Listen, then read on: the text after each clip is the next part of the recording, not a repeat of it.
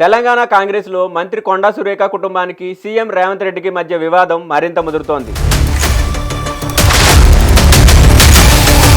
Hi నేను మీ GK, welcome to TS3 news. తాజాగా కొండా సురేఖ కుమార్తె కొండా సుస్మిత చేసిన వ్యాఖ్యలు రాజకీయ వర్గాల్లో చర్చనీయాంశంగా మారాయి. తన టార్గెట్ సీఎం రేవంత్ రెడ్డేనని, కాంగ్రెస్ పార్టీ కాదని సుస్మిత స్పష్టం చేశారు. కాంగ్రెస్ అగ్రనేతలు రాహుల్ గాంధీ, సోనియా గాంధీ అంటే తనకు ఎంతో గౌరవం ఉందన్నారు. పార్టీ అధిష్టానం తీసుకునే నిర్ణయమే అంతిమమని పేర్కొన్నారు. రేవంత్ రెడ్డి ఇలాగే వ్యవహరిస్తూ పోతే భవిష్యత్తులో షీల్డ్ కవర్ లో మరో సీఎం పేరు వచ్చే పరిస్థితి కూడా ఉండొచ్చని సుస్మిత వ్యాఖ్యానించారు. పరకాల అసెంబ్లీ టికెట్ విషయంలో రేవంత్ రెడ్డి నిర్ణయించడానికి ఎవరని ప్రశ్నించారు. టికెట్ పై తుది నిర్ణయం కాంగ్రెస్ అధిష్టానానిదేనని అన్నారు. వచ్చే ఎన్నికల్లో పరకాల నుంచి స్వతంత్ర అభ్యర్థిగా తప్పకుండా పోటీ చేస్తానని సుస్మిత ప్రకటించారు. పరకాల టికెట్ తనకు ఇవ్వాలా వద్దా అనేది పార్టీ అధిష్టానం నిర్ణయిస్తుందని చెప్పారు. రేవంత్ రెడ్డి సోదరులు అక్రమాలకు పాల్పడుతున్నారనే ఆరోపణలు చేస్తూ అందుకే తాను ముఖ్యమంత్రిని టార్గెట్ చేస్తున్నానని సుస్మిత తెలిపారు. కొండలరెడ్డికి చెందిన టెసరాక్ట్ కంపెనీకి 200 కోట్ల విలువైన భూములను రేవంత్ రెడ్డి దారాదత్తం చేశారని ఆరోపించారు. ఒక్క ఉద్యోగి కూడా లేని కంపెనీకి 5 ఎకరాల భూమి కేటాయించినట్లు RTI నివేదికలో ఉందని సుస్మిత పేర్కొన్నారు.